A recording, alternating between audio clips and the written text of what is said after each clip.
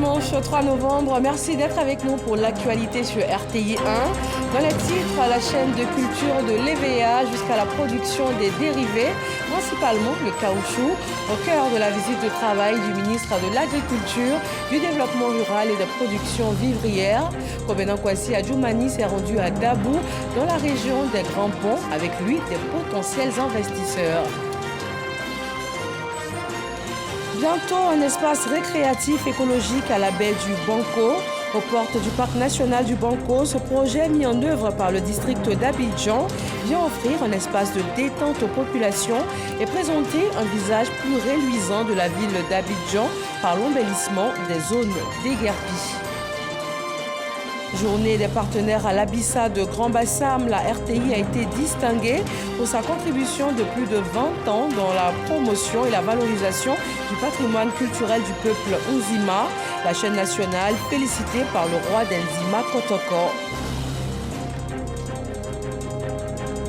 Et puis le dernier week-end de campagne électorale avant le scrutin présidentiel de mardi aux États-Unis d'Amérique, c'est la dernière ligne droite pour la démocrate Kamala Harris et le républicain Donald Trump. Bonsoir à tous, bienvenue. À Dabou, dans la région des Grands Ponts, la transformation de l'EVA, l'industrialisation de la filière, une meilleure rémunération des producteurs. Ces points essentiels ont été abordés lors de la visite du ministre de l'Agriculture, du Développement rural et des productions vivrières. Kobenan Kwasi Adjoumani est allé s'imprégner du fonctionnement de la chaîne de valeur de l'EVA jusqu'à la production des dérivés, principalement le caoutchouc. Amadou Ouattara nous fait le point de cette visite de terrain dans les Grands Ponts. En hommage à la première édition des Journées nationales du caoutchouc naturel de Côte d'Ivoire, le ministre d'État, ministre de l'Agriculture, du Développement rural et des productions vivrières, accompagné de partenaires asiatiques et européens, visite plusieurs plantations d'EVA à Dabou. Kobenan Kwasi Adjoumani explique à ses hôtes du jour le processus de fabrication de cette matière, de la récolte à la transformation dans les usines. Les investisseurs sont également informés que l'industrialisation du caoutchouc est un pan de la politique de modernisation du secteur agricole initiée par le président de la République, Alassane Ouattara. Il faut que de temps en temps, nous sortions pour voir ce dont les Ivoiriens sont capables. En tant que ministre de tutelle de toutes ces structures que nous avons pu voir, je puis dire que la Côte d'Ivoire est en marche. Le président Alassane Ouattara est conscient de ce que la plus-value de nos produits doit rester. C'est pour cela qu'il a accordé des faveurs à tous ceux qui veulent investir en Côte d'Ivoire. En tout cas, bravo, bravo, bravo, et on est fiers des Ivoiriens. La Côte d'Ivoire est le premier pays africain producteur d'EVA avec plus de 1 600 000 tonnes par an et le troisième au niveau mondial avec une part de production de 12%. Dans l'enseignement supérieur, l'installation officielle des directeurs des pôles étudiants entrepreneurs dans les 9 universités publiques et de l'INHP, une nouvelle étape pour le développement des compétences complémentaires des jeunes diplômés en vue surtout de leur insertion professionnelle. Patricia Omouetia nous présente ce nouveau dispositif.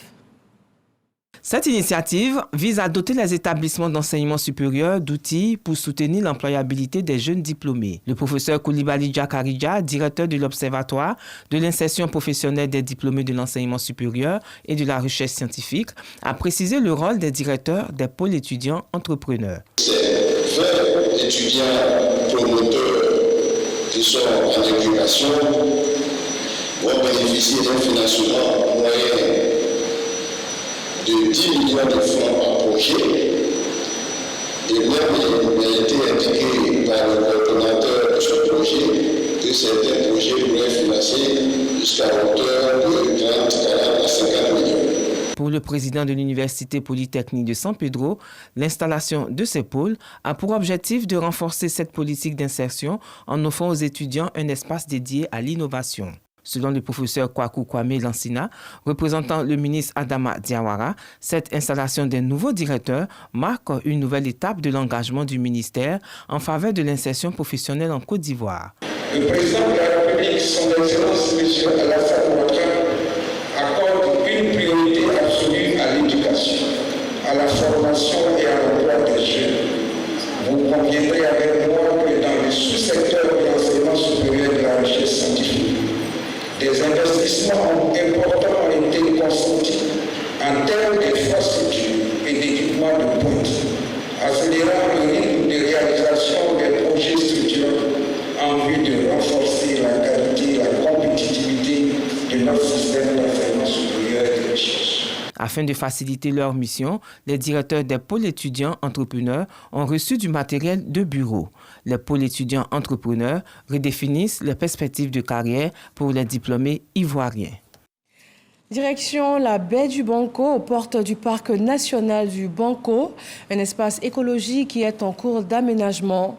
Ce projet, mis en œuvre par le district d'Abidjan, vise à offrir un espace récréatif et présenter un meilleur visage de la ville par l'embellissement des zones déguerpies.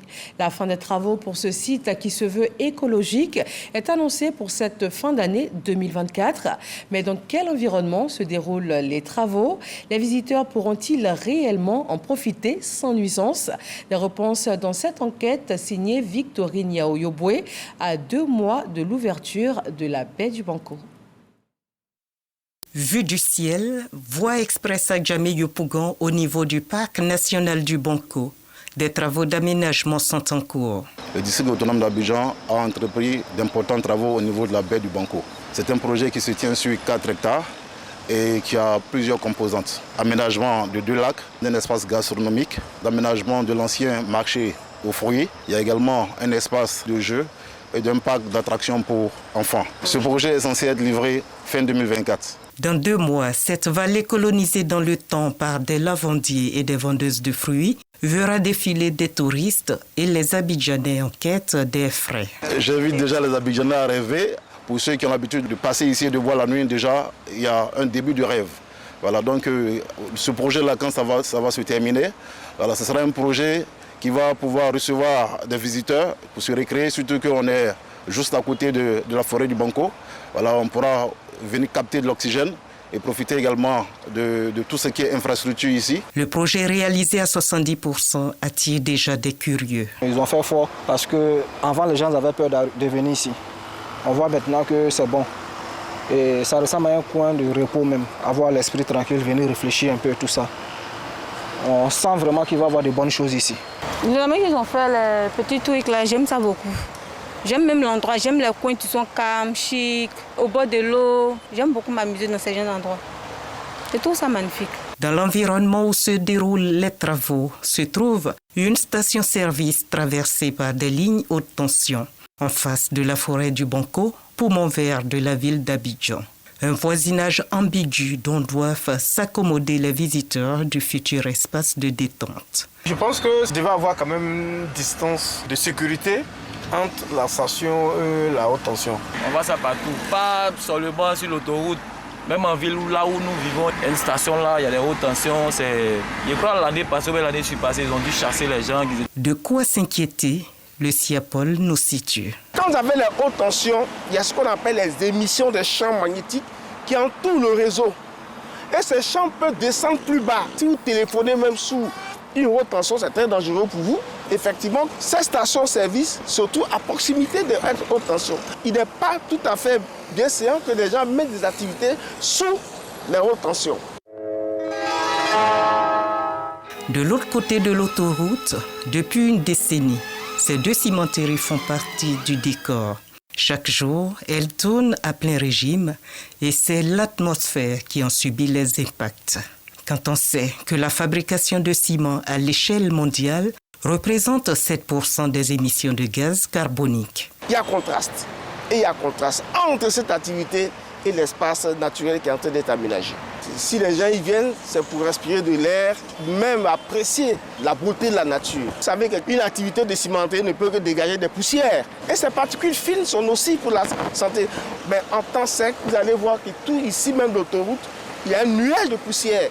Les eaux usées issues du process viennent contaminer la lagune, ce qui peut avoir aussi des effets négatifs sur la flore et la faune. Plus préoccupant, un document officiel du ministère de l'Environnement, du Développement durable et de la Transition écologique, transmis au district d'Abidjan, révèle ceci. Ces deux sociétés sont installées hors zone industrielle et n'ont pas fait l'objet d'études d'impact environnement et social avant leur installation, ce qui rend complexe le suivi environnemental de leurs activités par le SIAPOL. Aussi ont-elles fait l'objet de plaintes de la part des populations riveraines, pour cause des nuisances liées aux envolées de poussière émises par leurs activités. En janvier 2021, l'instruction des plaintes a abouti à des mises en demeure de cessation de pollution et d'exécution de recommandations pour ces deux sociétés. Pour ce qui est vu, un assainissement de la baie du Banco s'impose. L'ouverture d'un espace écologique à la lisière de la forêt du Banco exige encore des réflexions. Autre opération qui entre elle aussi dans l'aménagement et l'embellissement du district autonome d'Abidjan, le déguerpissement des commerçants ambulants, des occupants illégaux et des constructions anarchiques à Djamé Liberté et 220 logements. Kiniboa et Ami Tiarasuba nous dressent l'état des lieux. L'opération d'assainissement menée par le district autonome d'Abidjan continue. Les secteurs d'Adjamé Liberté et des 220 logements n'échappent pas à cette action. Commerçants ambulants, les propriétaires de magasins anarchiques sommés de quitter les lieux. Une initiative qui suscite des interrogations de la part de ces occupants illégaux. On l'a demandé, ils disent qu'eux ne peuvent pas rentrer dans notre cité si on ne leur a pas donné l'ordre. Ils ont reçu une pétition. Parmi nous, il y a beaucoup d'étudiants. Donc, on a essayé de nous aider aussi. Face aux conséquences de l'occupation illégale de leur quartier, le conseil de la coordination des syndicats du Grand 220 avait émis une requête pour plusieurs motifs d'ordre sécuritaire. Ce déguerpissement, c'est à deux volets.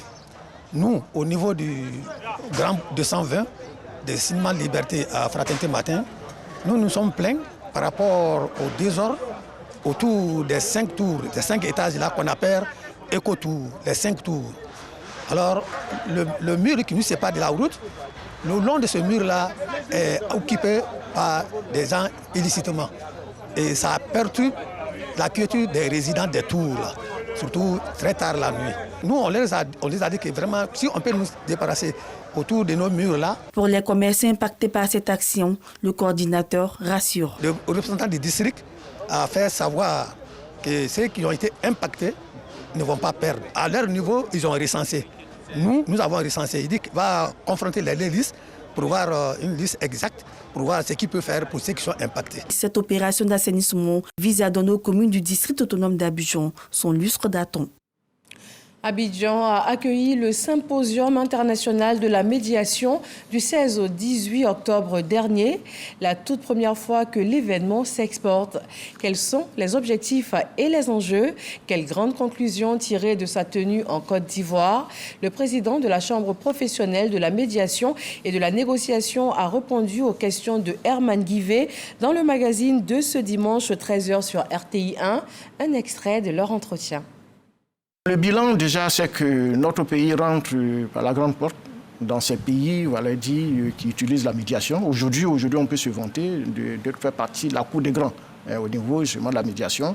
Et c'est aussi une certaine façon pour ces organisateurs de faire la reconnaissance à notre pays. Désormais, nous comptons dans le monde de la médiation. Pendant ce symposium, on a beaucoup appris. Ça, c'est très, très important. On est suffisamment armés désormais pour embrasser tous ces dossiers qui vont nous venir. Parce qu'entre-temps, on a échangé avec nos confrères qui viennent d'autres pays, qui ont très souvent les mêmes difficultés que nous, etc., mais peut-être qui ont des approches, j'allais dire, différentes. Donc tout ça, ça a été des éléments qui sont venus enrichir notre intellect. Le professeur Amoy Urbain a fait une présentation sur la diplomatie coutumière en matière de règlement de conflits. Il était là ce jour-là pour nous enseigner comment traditionnellement on réglait nos conflits. La médiation en entreprise. Vous voyez, aujourd'hui en entreprise, on travaille, il y a des difficultés, il y a des problèmes qu'il faut les régler.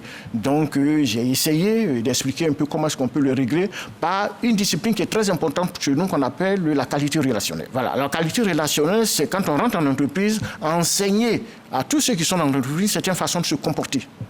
de telle sorte que oui, il n'y ait pas de conflit, ou bien qu'il y ait moins de conflits. C'est ce qui fait la différence justement entre la médiation et la médiation professionnelle. La médiation intervient dans tout type de conflit, parce que vous savez, quand le médiateur est formé, il est formé pour ça. Il a tous les arguments qu'il faut, les éléments qu'il faut pour intervenir dans tout type de conflit. En politique, le premier coordonnateur adjoint du RHDP à Yopougon est sur le terrain pour informer et sensibiliser sur l'opération de révision de la liste électorale. Les échanges ont porté ce dimanche sur la question de l'enrôlement des nouveaux majeurs. Olivier Kra, Amidia Rassouba. À une semaine de la clôture de la révision de la liste électorale pour octobre 2025, le premier coordonnateur adjoint du RHDP de Yopougon est sur le terrain. Le ministre Adama Diawara encourage et invite les populations et primo-votants de la commune à s'inscrire massivement sur la liste électorale en cours. 2025, c'est maintenant. Une élection n'est jamais gagnée d'avance. C'est pour cela que le RHDP s'est mis en ordre de bataille. Et actuellement, nous sommes en train de nous battre sur le terrain pour que nous puissions enregistrer le maximum de primo-votants sur la liste électorale. Nous allons faire en sorte que très rapidement, nous puissions enregistrer le maximum de primo-votants sur la liste électorale. Des primo-votants évidemment RHDP, militants RHDP ou à tout le moins sympathisants du RHDP. Pour l'équipe en charge de la mobilisation des jeunes RHDP de Yopougon, l'appel du premier coordonnateur adjoint sonne comme un appel des cadres à impliquer la jeunesse dans la mobilisation du parti. Notre souhait, c'est que la CEI puisse prolonger encore cette date pour permettre à tout le monde de s'inscrire sur la liste électorale. Notre ministre nous a mis en mission. Nous avons saisi le message. De ce pas, nous serons sur le terrain pour que le RHDP puisse gagner à Yopougon en 2025. Face aux besoins urgents de documents administratifs exprimés par certains primo-votants, le ministre Adama Diawara a mis en place un comité de pilotage pour faciliter l'opération d'enrôlement. Une opération d'enrôlement qui ne connaît pas de réel engouement dans la région du Boclé. Dans le département de Fresco, par exemple, les agents recenseurs se tournent les pouces. Les nouveaux majeurs sont à la traîne, alors que l'opération prend fin le 10 novembre prochain, dans tout juste une semaine. Le coordonnateur RHDP du Boclé fait alors du corps à corps afin de sensibiliser les jeunes à se faire inscrire sur la liste électorale. Sam Conan.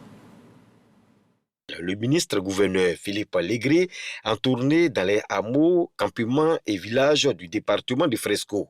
Il s'agit de connaître les raisons du peu d'engouement, surtout chez les nouveaux majeurs. Le premier jour, on n'a pas eu de requérants. Hier, par exemple, on n'a pas eu de requérants.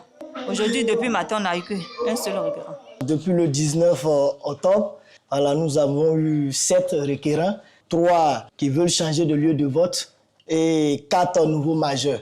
À vrai dire, c'est lent.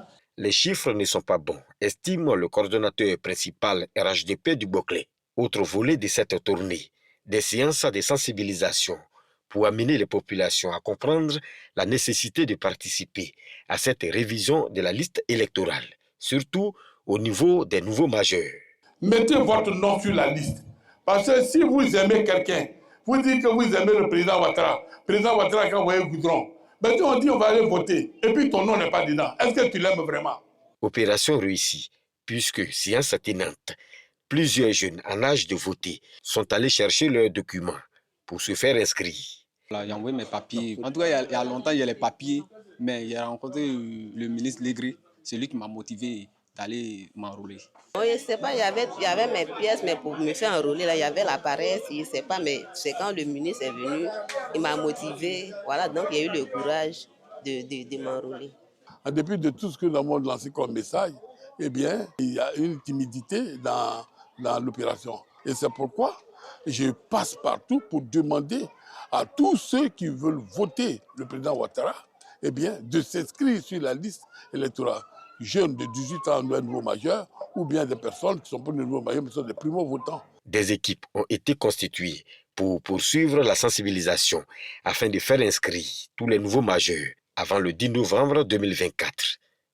Encore donc une semaine avant la fin de cette opération de révision de la liste électorale.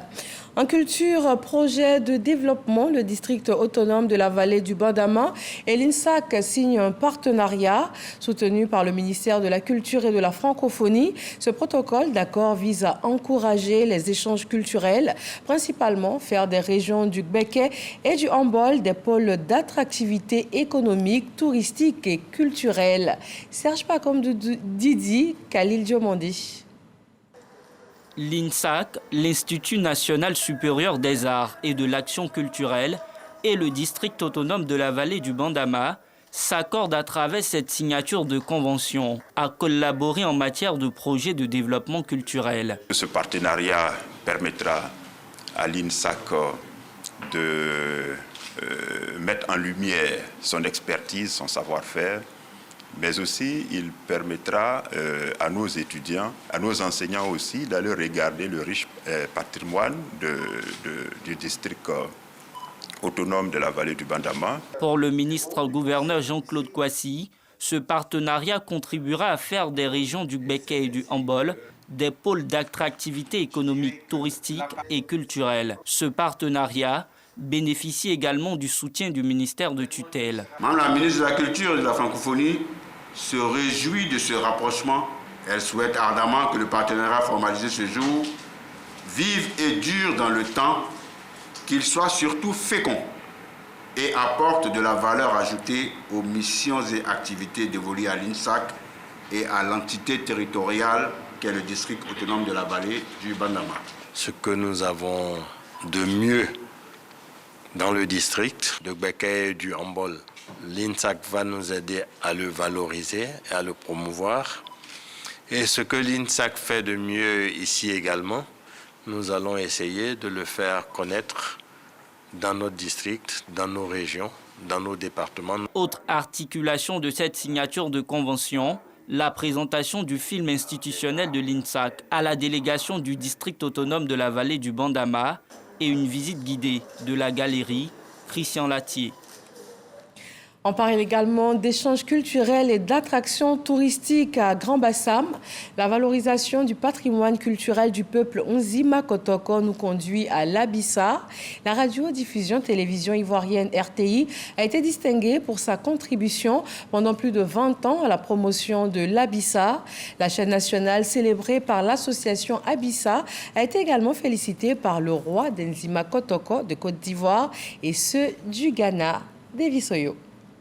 Depuis le samedi 19 octobre, plusieurs activités culturelles ont démarré à Grand Bassam pour l'Abissa. L'Abissa bat son plein à Grand Bassam, la cérémonie de matérialisation de la résolution des différends et de l'exigence du pardon. Le mercredi dernier, il a été dédié aux femmes Onzima.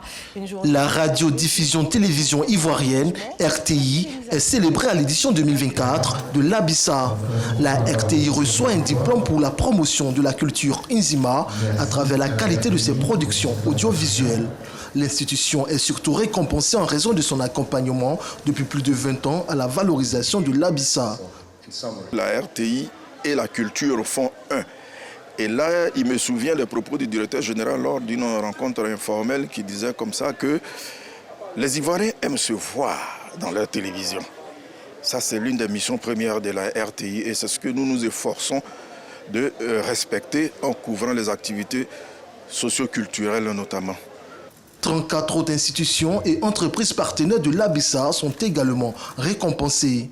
Les rois Nzima du Ghana et le roi d'Nzima Kotoko de Côte d'Ivoire, Aoulaye Amontanoé, en phase avec l'association Abissa, félicitent la RTI et les autres partenaires pour leur dévouement au rayonnement de la culture Nzima, en l'occurrence l'Abissa. Je pense que quand vous organisez une manifestation et que cette manifestation dépasse le cadre de votre peuple et que d'autres institutions, entreprises vous accompagnent et qu'elles ne sont pas mues seulement par le gain, mais par la volonté de promouvoir la culture, il est important de marquer une pause et que devant Sa Majesté, et cette fois-ci on a la chance d'avoir les majestés à la fois de Côte d'Ivoire et du Ghana, de marquer sa gratitude vis-à-vis de ses partenaires.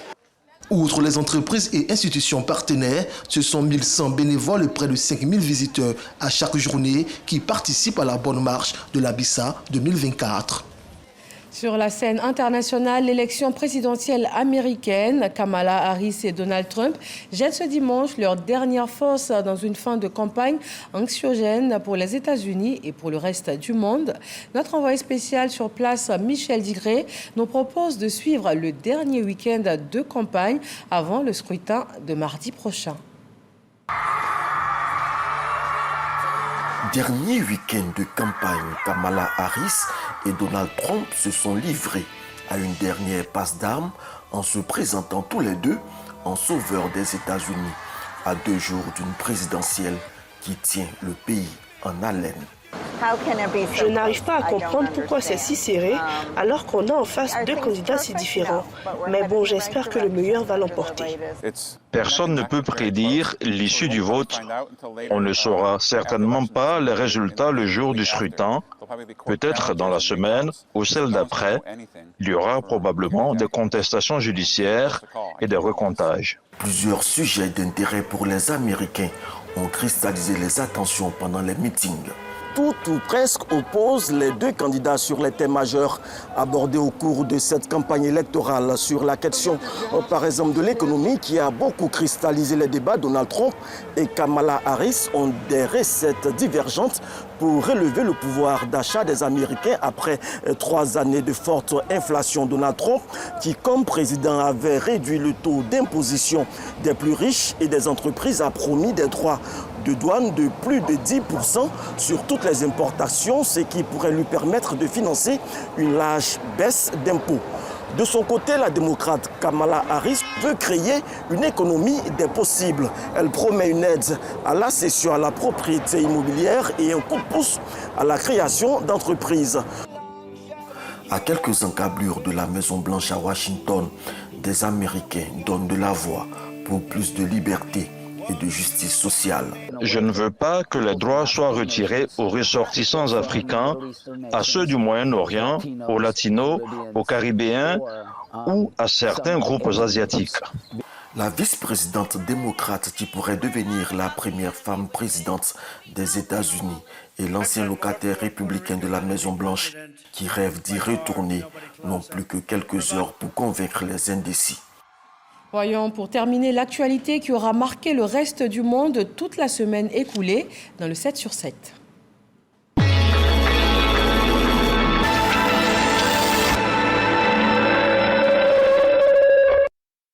Vainqueur de l'Euro 2024 avec l'Espagne, le milieu de terrain de Manchester City, Rodri, a dévancé le Brésilien du Real Madrid, Vinicius Junior, qui a remporté la Ligue des Champions. Un classement scandaleux selon le Real, qui a boycotté la cérémonie de remise des trophées. La Corée du Nord a envoyé près de 10 000 soldats s'entraîner en Russie selon le Pentagone, une estimation 3 fois plus importante que la précédente au moment où l'OTAN et l'Union européenne s'inquiètent d'une dangereuse escalade. Le gouvernement espagnol a annoncé mercredi 30 octobre un deuil national de 3 jours à la suite de la dépression atmosphérique, des tornades et des inondations dramatiques qui ont fait près de 100 morts dans l'est et le sud du pays. En Malaisie, le pillage du fonds souverain continue de faire des vagues.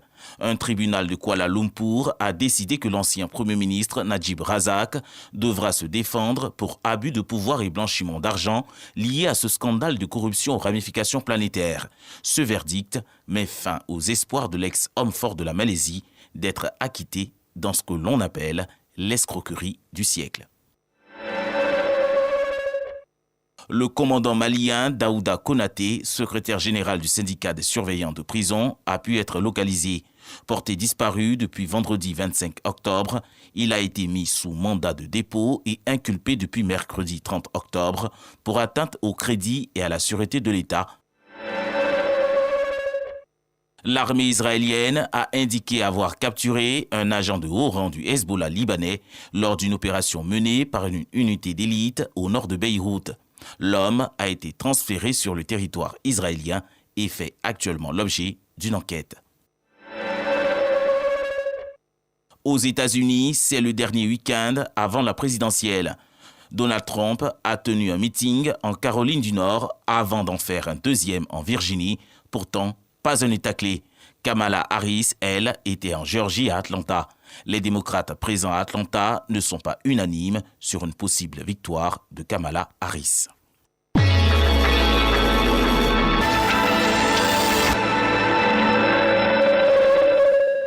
Merci à tous de nous avoir suivis. Excellente fin de soirée sur RTI 1 et retrouvez demain, lundi 4 novembre, nos quotidiennes Matin Bonheur dès 7h et l'émission de lancement c'est midi à 11h30. Excellente rentrée télévisuelle sur RTI 1.